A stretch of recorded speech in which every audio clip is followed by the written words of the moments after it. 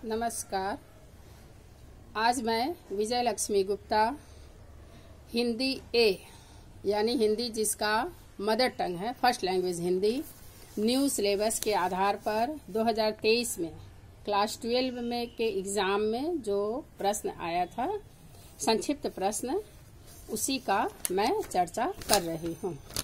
जो student class 12 की परीक्षा दिए हैं उन सभी से मेरा रिक्वेस्ट है कि वो लोग अपना थोड़ा सा देख सकते हैं। और क्लास 11 में मैक्सिमम जो क्लास 11 में इस बार पढ़ रहे हैं, अगले साल वो क्लास 12 में जाएंगे, तो अगले साल वाली परीक्षा जो 2024 की होगी उसके लिए थोड़ा सा ज़रूरी है कि किस तरह का प्रश्न आता है, इस पर ध्यान देना और हमें किस तरह से उत्तर लिखनी है। तो उसमें ऊपर में ही लिखा रहता है कि उत्तर पुस्तिका में बहुविकल्पीय प्रश्न MCQ तथा लघु उत्तरीय प्रश्न ऐसे क्यू के उत्तर प्रदत्त निर्दिष्ट मुद्रित टेबल पर लिखें।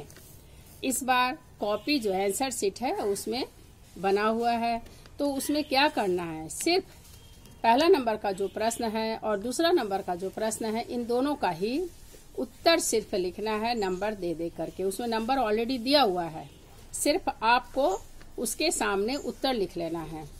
इस बार 2023 में जो प्रश्न आए थे, एक नंबर लिखा है, इस अंश के सभी प्रश्न अनिवार्य हैं।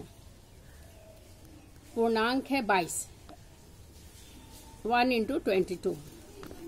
यह वसी है, वह वैरागी है।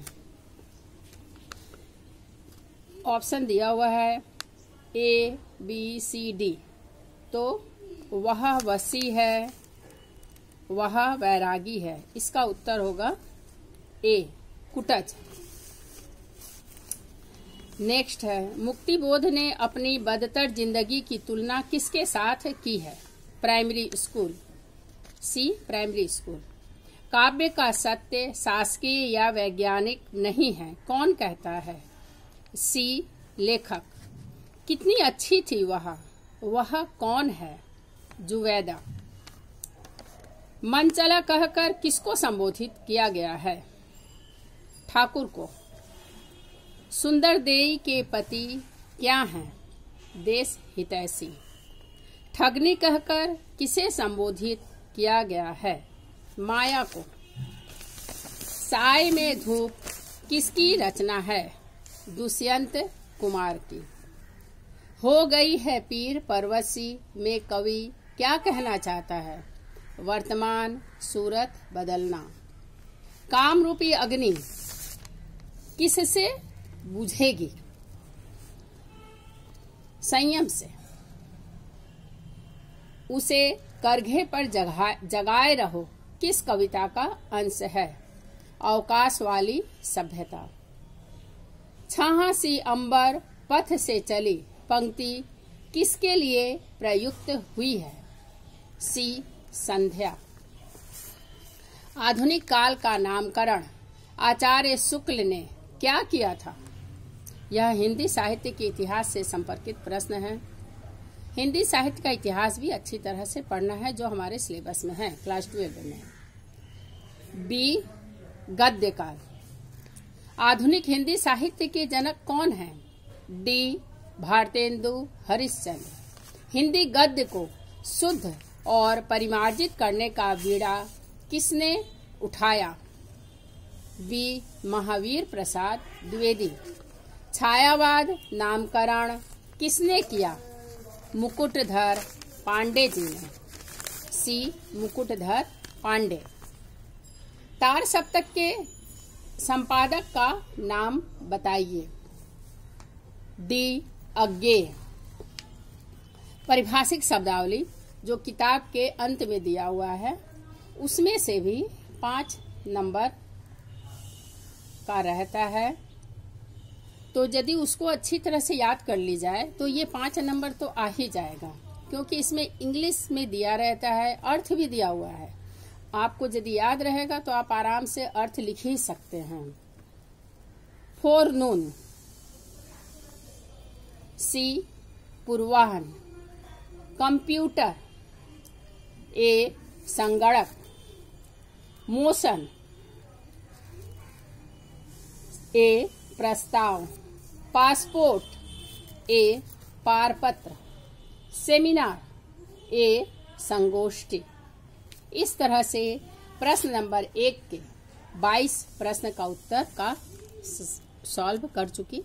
अब हम लोग आते हैं प्रश्न नंबर 2 में, लघु उत्तरीय प्रश्न। इसके लिए भी आंसर शीट में जगह दिया हुआ है।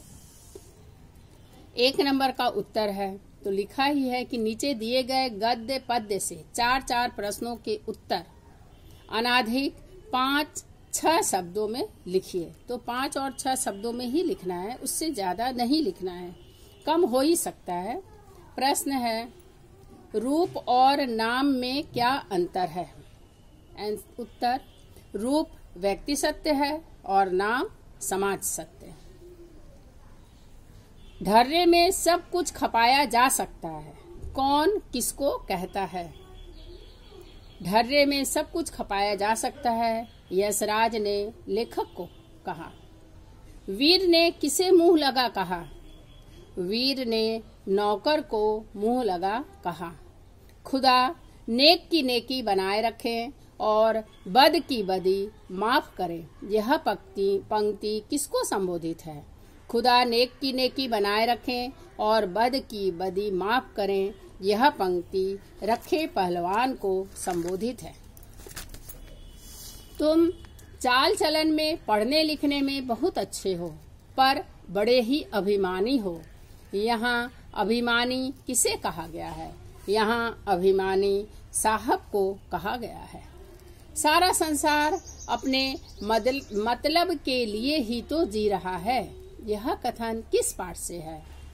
सारा संसार अपने मतलब के लिए ही तो जी रहा है, यह कथन कुटज पाठ से है। अब पद्य से संपर्कित प्रश्न है, इसमें से भी 4 प्रश्न का ही उत्तर देना है। जब 4 कह रहा है तो 4 ही देना है, पूरा नहीं देना है। अंतहु ते ही तजेंगे पामर, पामर किसे कहा गया है? पामर मूर्ख व्यक्ति को कहा गया है। क्या हिलने की शर्त थी? बुनियाद हिलने की शर्त थी। निराला जी की एक प्रमुख रचना का नाम बताइए। तो निराला जी की जो रचनाएं हैं, बहुत सारी रचनाएं हैं, उसमें से कोई भी एक रचना का नाम लिख देना है।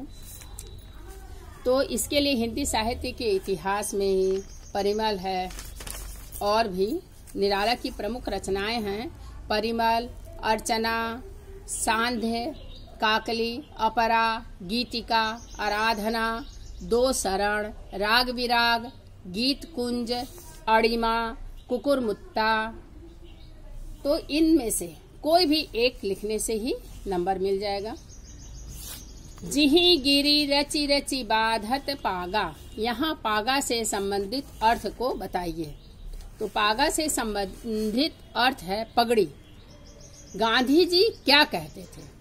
गांधी जी का कहना है अवकाश बुरा है, व्यर्थ गया है जीवन, कवि ऐसा क्यों कहता है? कवि असमर्थता के कारण ही कहता है, उन्हें ऐसा अनुभव होता है कि उनका जीवन व्यर्थ चला गया। आज बस इतना ही। अगले बार फिर मैं ये विषयनिष्ठ वर्णनात्मक प्रश्न जो है, इनके भी उत्तर की चर्चा करूंगी।